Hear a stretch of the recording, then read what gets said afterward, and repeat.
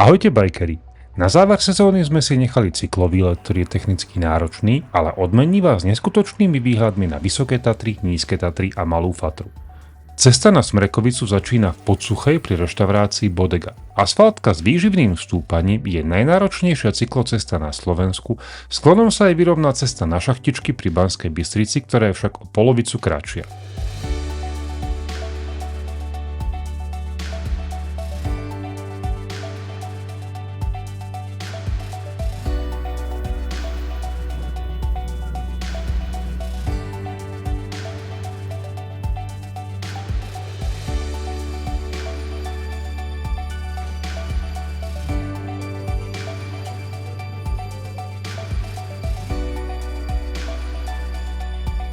Od horského rezortu pokračuje trasa ďalším stúpaním lesom a otvorenými lúkami, z ktorých je neskutočne krásny výhľad na okolie.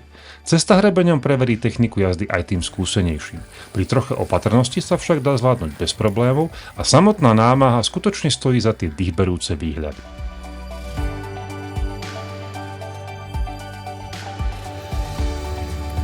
Takmer celú sezónu nám bicykle servisovala zvolenská pobočka sieti predajní e-bike. Ak hľadáte stále ten správny servis, mrknite na ich stránku. Odkaz nájdete v popise videa.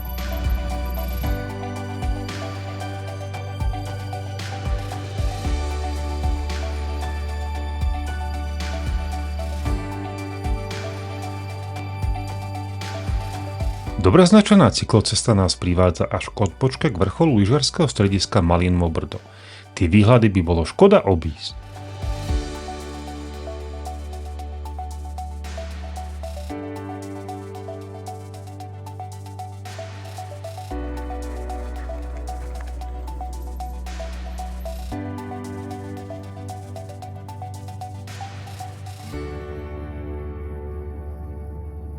Cesta ďalej pokračuje do pamiatkovo chráneného areálu Vlkolínec, zapísaného do zoznamu Svetového kultúrneho dedičstva UNESCO.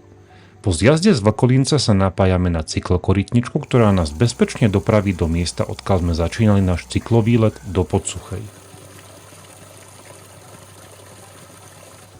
Celú trasu s podrobnosťami nájdete v popise tohto videa.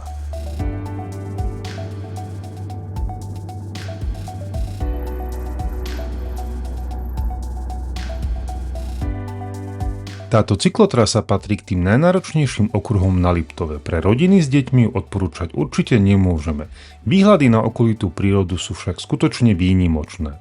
Veríme, že sa vám naše videá páčia, nezabudnite nám preto dať like a potvrdiť odber, aby vám neunikli ďalšie nové videá z bicykla a lyží.